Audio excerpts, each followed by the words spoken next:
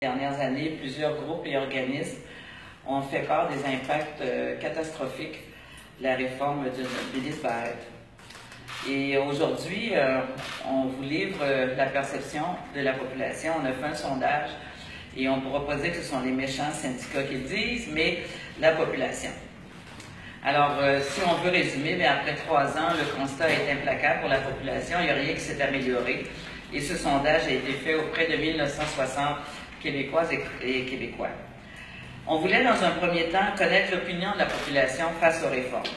Plus spécifiquement, on voulait connaître les perceptions de la population sur des enjeux précis, comme la surcharge de travail et la question des ratios professionnels en soins patients. Vous le savez, le temps supplémentaire est un véritable fléau pour nos membres. Temps supplémentaire et temps supplémentaire obligatoire. Trop régulièrement, elles doivent travailler 10 heures, 12 heures, 16 heures et parfois même 20 heures consécutives. On a voulu voir la perception de la population et leur degré de confiance de recevoir des soins par une professionnelle en soins qui travaille autant d'heures consécutives. Sans surprise, 94% de la population estime être mal à l'aise de recevoir des soins par une professionnelle en soins qui a travaillé plus de 16 heures consécutives. Et 12 heures consécutives, 88% nous disent être mal à l'aise. La surcharge de travail chez nous, chez les soignantes, doit s'arrêter pour le bien des patients, mais malheureusement, depuis plusieurs mois, sinon années, notre ministre fait la sourde oreille. Pourtant, 80% des répondants estiment que nous sommes surchargés et plus du tiers affirment avoir été témoins de situations où les professionnels en soins n'ont pas pu effectuer correctement leur travail. On espère maintenant que notre ministre entendra l'opinion de la population québécoise et qu'il saisira les dangers que comporte la surcharge de travail chez nous. Dans un deuxième temps, je vous le disais, on a voulu vérifier la perception de la population face à la réforme de M. Barrette. 89% de la population nous disent que la situation dans le réseau de la santé est soit pareille ou pire qu'il y a 3 ans. Donc, ce qu'on peut en conclure, c'est que la réforme Barrette-Couillard n'a rien donné. En plus, il faut y ajouter les effets néfastes des compressions budgétaires. 72% des répondants considèrent que le gouvernement a effectué trop de compressions dans le réseau de la santé. Et malgré les prétentions de notre ministre, il faut voir que la population a le même point de vue que nous. Donc, le ministre de la Santé devrait arrêter de s'entêter ou encore sortir du déni et pour écouter ceux et celles qui l'ont élu, lui et son gouvernement. Pourtant, des solutions, il y en a. Nous en avons présenté. Nous avons, par exemple, présenté l'établissement de ratios professionnels en soins patients qui apporte des améliorations significatives et ça a été observé ailleurs. Dans l'enquête qu'on a menée, qui a été menée par Léger, 83%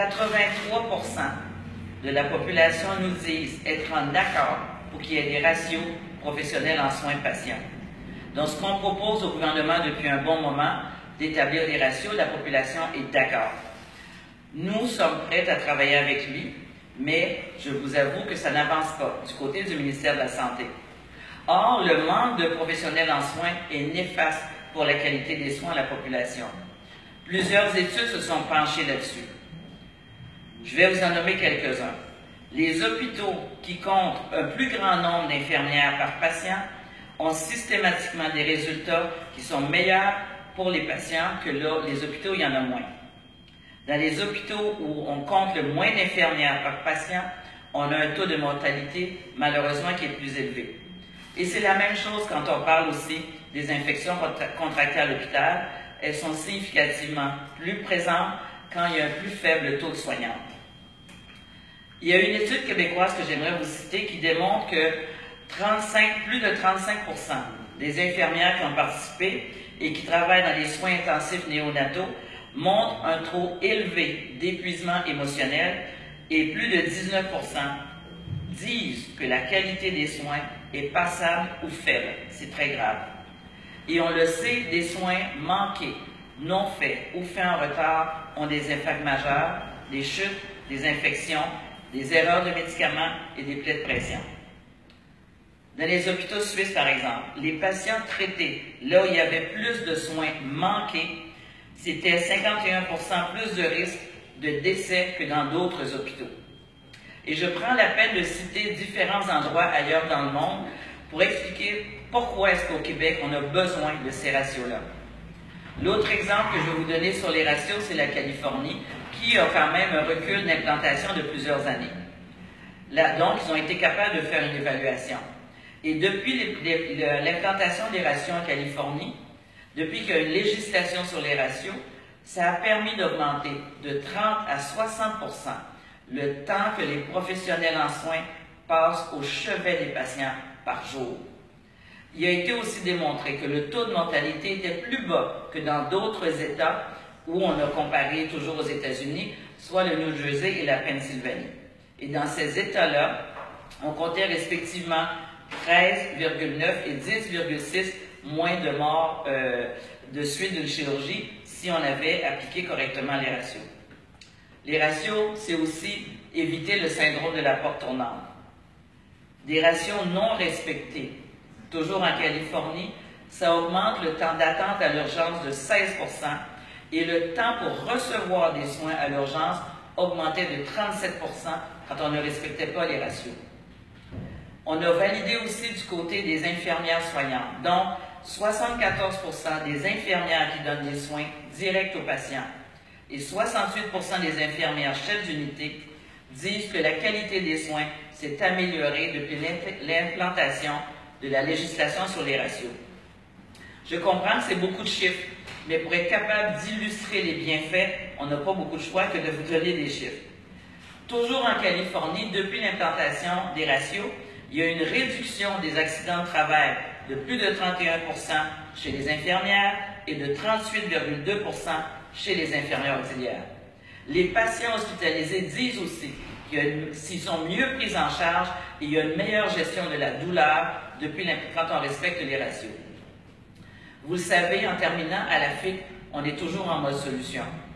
Pour pallier à la surcharge de travail chez les professionnels en soins, on a demandé au gouvernement, lors de la dernière négociation, de travailler avec eux pour augmenter le nombre de postes à temps complet. Parce que plus vous avez une équipe de travail stable, plus vous êtes capable de respecter les ratios et plus vous assurez une meilleure continuité et des soins sécuritaires. Le ministre nous dit qu'il est favorable à plus de postes à temps complet. Cependant, il y a un problème majeur, c'est que les gestionnaires dans les établissements partout à travers le Québec refusent de faire ce travail.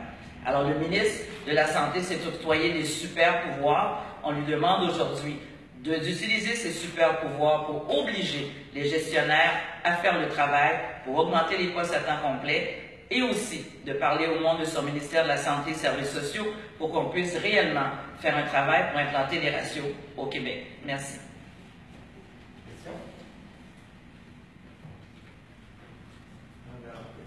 Sur la dernière observation, vous dites que le ministre est prêt, lui, à faire ce... Il a dit qu'il était d'accord. En faveur de l'augmentation des ratios. Alors, comment vous expliquez que ça se passe seulement des blocages des gestionnaires? C'est que le ministre l'a dit au moins à 2 reprises, publiquement, qu'il était d'accord à augmenter les postes à temps complet, mais nous, depuis des semaines et des semaines et des mois, on essaie de faire ce travail-là tel que c'est prévu à la convention collective, et on se bloque aux gestionnaires, il n'y a rien qui se passe. On n'est pas capable d'avoir les données, on n'est pas capable d'avoir du temps pour s'asseoir avec eux, pour travailler à rehausser ces postes-là. Et ça voudrait dire une augmentation de combien de postes d'infirmières, parce que ça concerne vos membres? On ne peut pas le savoir, on n'a pas fait le travail.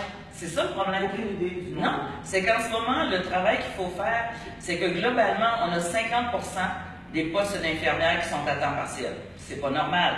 Chez les infirmières auxiliaires et inhalothérapeutes, c'est aussi catastrophique. Donc, il faut que chaque établissement CIUS, qu'on s'assoie, qu'on regarde avec les gestionnaires dans les unités de soins, combien on a besoin de rehausser de postes d'infirmières auxiliaires, de postes d'infirmières, combien d'inhalothérapeutes on a besoin de rehausser à temps complet. Il faut faire ce travail-là par établissement.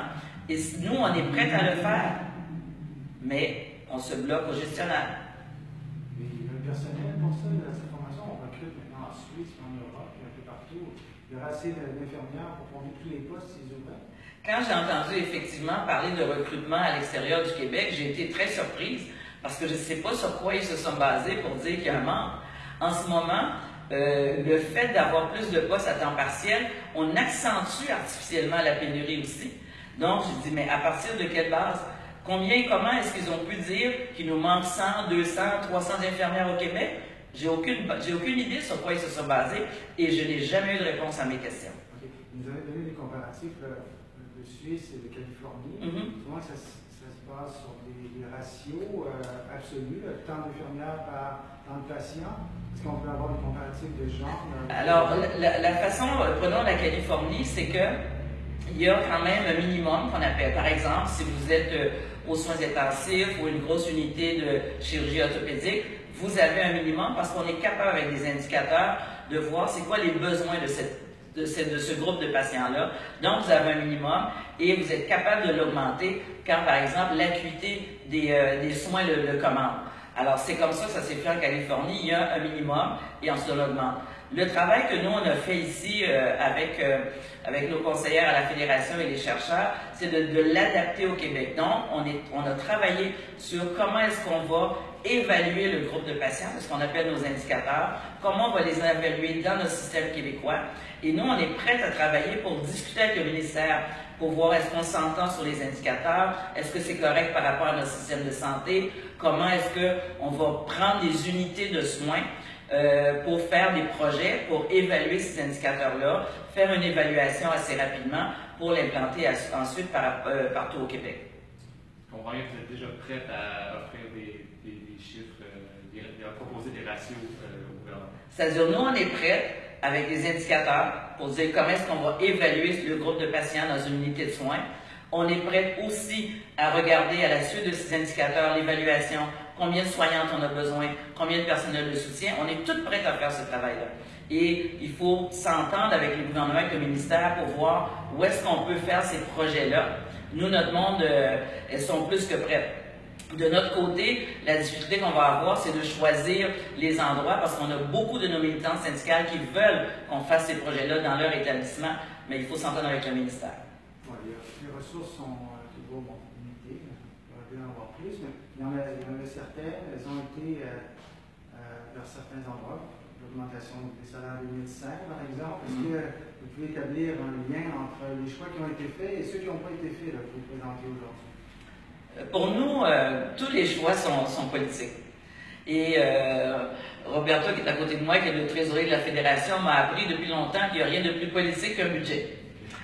Alors, quand on fait des choix budgétaires et les médecins ont eu beaucoup d'argent, ce qu'on dit, c'est que le réseau de la santé ne peut plus continuer comme il est là maintenant. Pourquoi? Parce qu'il y a des impacts néfastes. Je vous ai donné des chiffres sur le taux de mortalité, sur les infections, tout ça. Donc, on ne peut pas continuer quand on sait qu'il y a des solutions. Et en Californie, par exemple, ils ont établi ça et ça a donné et pour les patients et pour les établissements.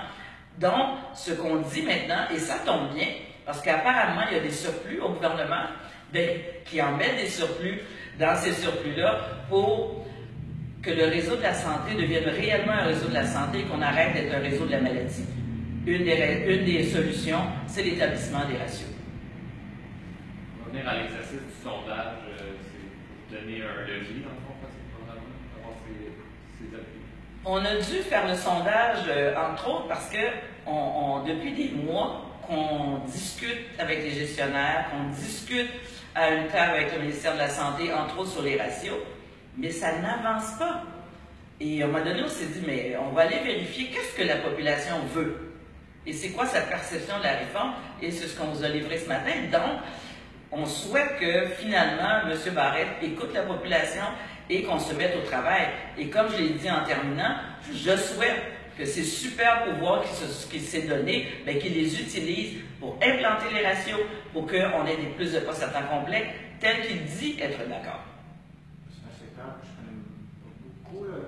J'imagine que tout ça se règle aussi par les conventions collectives qui prévoient un certain nombre de postes certains endroits. Où en êtes-vous de ce point de vue? Avez-vous négocié bientôt? Et est-ce que c'est le genre de problème que vous avez à la table? Mais ça découle, le travail qu'on veut faire et qu'on débat depuis des mois, ça découle de notre dernière négociation qui est toute récente. Donc, on s'est entendu pour augmenter le nombre de postes à temps complet. Parce qu'en ce moment, chez les infirmières, c'est 50 de postes à temps complet. On s'est entendu pour augmenter à 62 Chez les infirmières auxiliaires, c'est à 33 maintenant. On s'est entendu pour l'augmenter à 50 Et chez les inhalothérapeutes, c'est à 48 On s'est entendu pour augmenter à 54 D'ici la prochaine convention? Alors, le plus rapidement possible, on s'est dit. D'accord? Donc, tout de suite, après l'entente de principe et les textes de convention collective, nous, on est prêts à travailler par établissement, parce qu'on n'a pas d'autre choix, par établissement pour dire, dans cet établissement-là, on est à 50 comment est-ce qu'on va l'augmenter? Où est-ce qu'on a besoin de ces postes-là? Sur quelle unité de soins on va augmenter plus? Est-ce qu'on a par établissement des endroits où c'est encore plus critique, ce manque-là? Donc, c'est ce travail-là que nous, on est prêts à faire, mais qu'on n'a pas de gestionnaire en face de nous pour faire le travail. Toutes les raisons sont bonnes, qui n'ont aucun sens, c'est du grand n'importe quoi.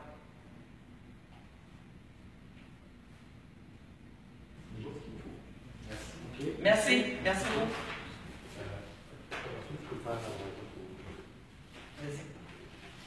Good afternoon, everyone. Thank you for being here on this dark and gloomy day.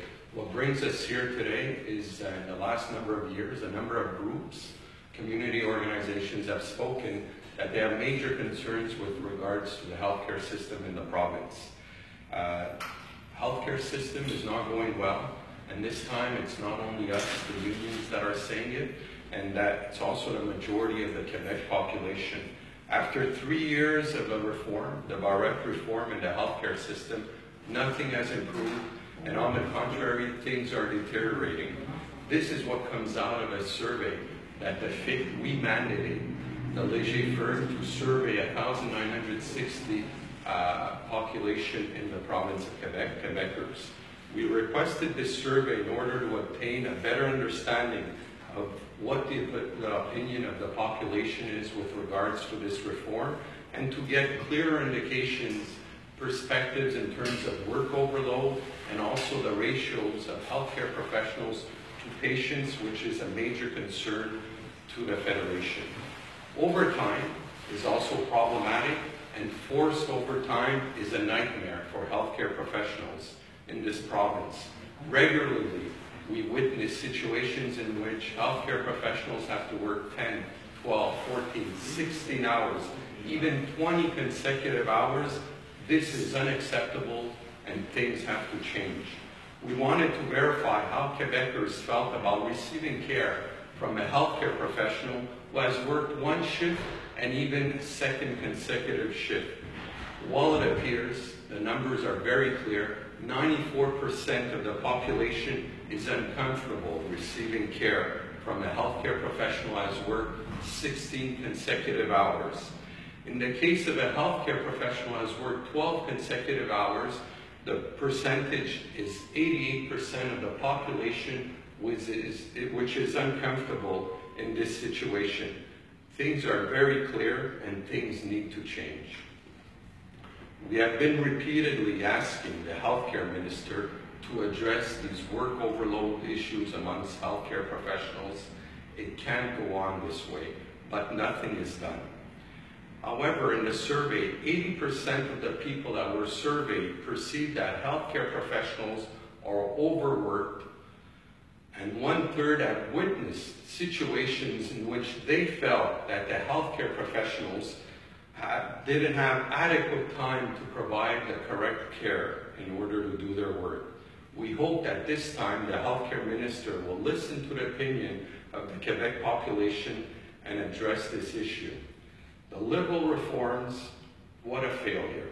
For a vast majority of the population, 89% of them surveyed feel that the situation in the healthcare system currently is at the same level as it was 3 years ago, if not even worse than it was.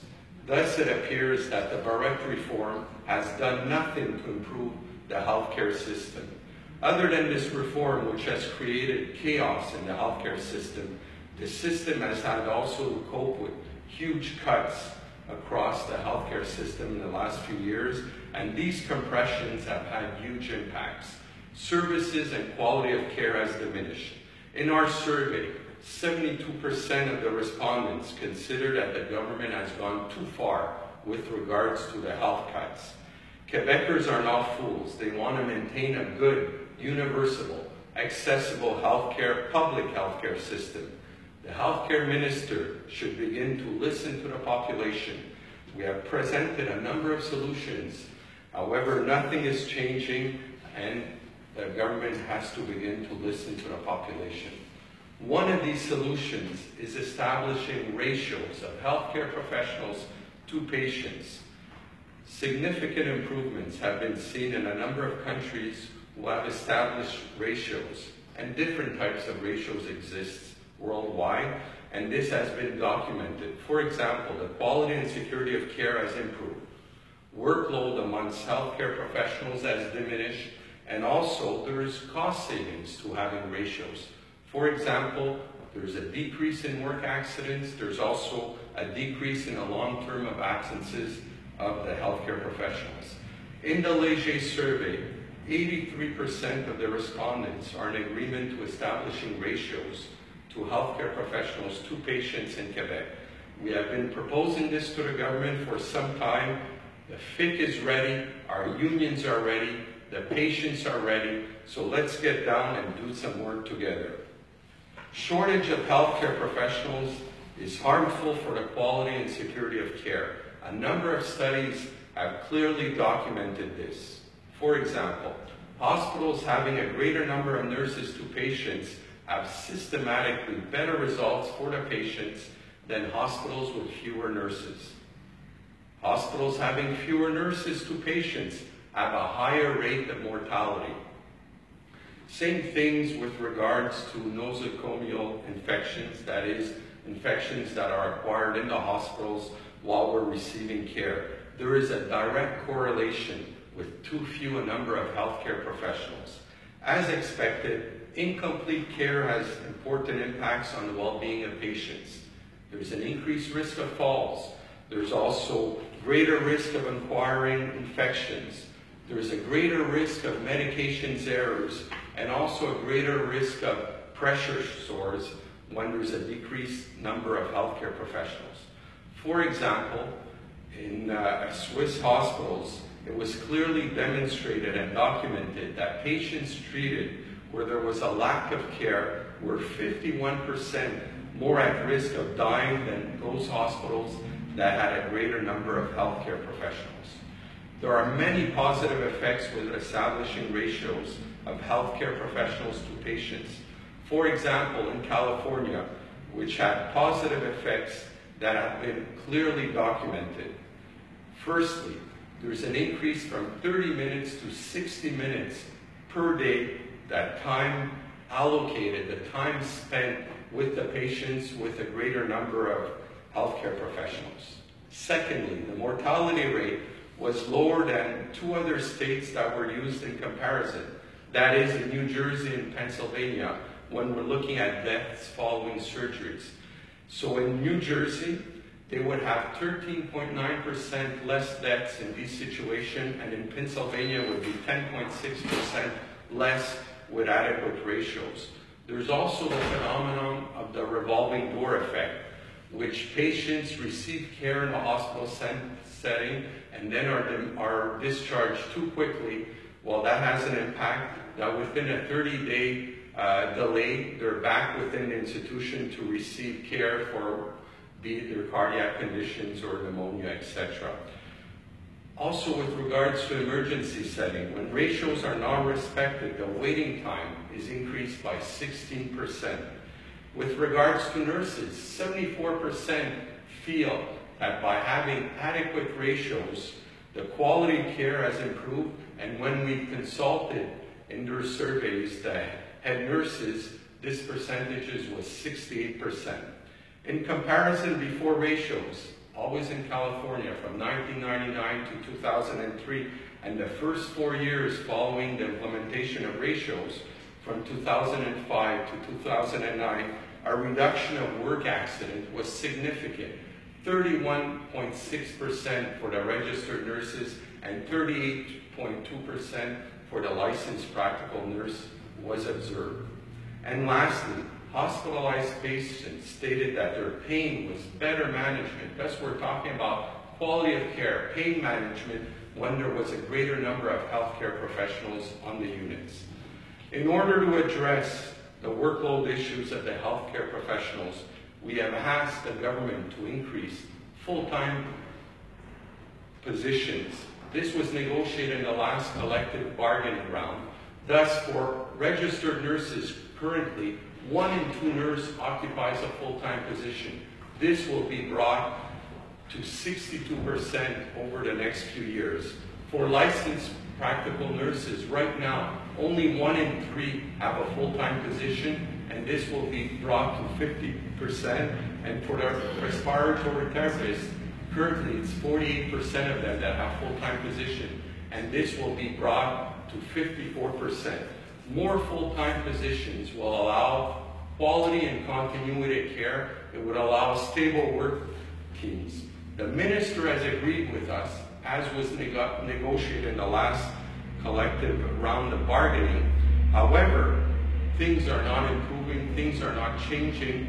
He's agreed to it. However, at the administrative level, in terms of the directors of the CIS and the CIUS, we don't see the initiative, we're not seeing them ready to work with us so that we could increase the number of full-time positions.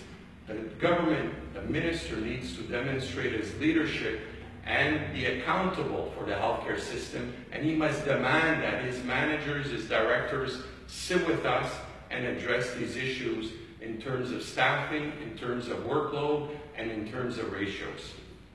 Thank you. Thank you. Merci, Roberto. Je m'excuse, je suis arrivé en retard. I'm with the CTV. Je n'ai pas de caméra, je voulais juste savoir combien de positions réclamez-vous soit embauché en... Are you with CTV or? I'm with CTV. You English, I guess? But I have no camera, so you can speak to me in French. Okay, but I'm bilingual, so that's fine, but it's you.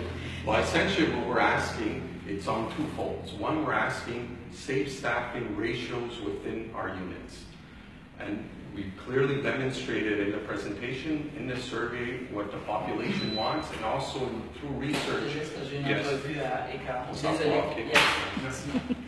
So we're asking for ratios to improving the staffing with regards to registered nurses, licensed practical nurses, respiratory therapists on the units, which will improve quality of care. What does ratio mean, though? How many more people? Yes, exactly. But right now, it's a process, right? And we got to work with the ministry. We got to work in pilot projects.